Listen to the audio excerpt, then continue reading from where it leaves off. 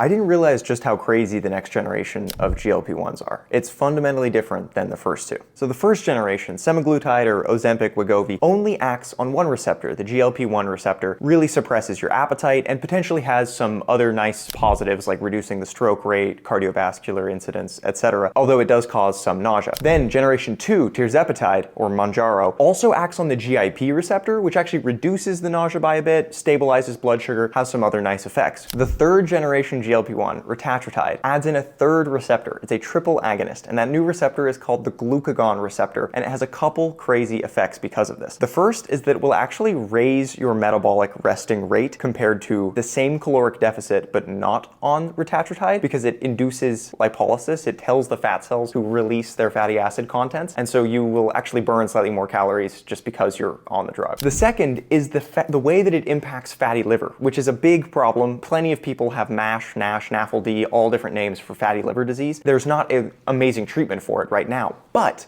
in phase 2 trials, people saw fatty liver reductions of like 80 to 90%. Like most people that had fatty liver, their liver fat was under 5% by the end of the 2 years, which is insane. Okay, cool, that's amazing, but surely there's not like a 4th gen GLP-1 in the works that hits a 4th receptor, is there? Yeah, there is. There's a quad agonist, hits a 4th receptor, IGF-1, which is like the main, it's the insulin growth factor, it's HGH, it's the main thing human growth hormone stimulates, so they're trying to preserve muscle mass since you still lose like 30% on average of your weight as lean mass, which is not ideal. So the 4th gens are going to add in a 4th receptor to try and tone that down. Or another approach is to just combine tirzepatide or retatrutide with a new drug that's coming out, a myostatin inhibitor, which will see you potentially preserve or even gain muscle. If you're not losing much weight, you can lose fat and gain muscle at the same time, which is just absurd.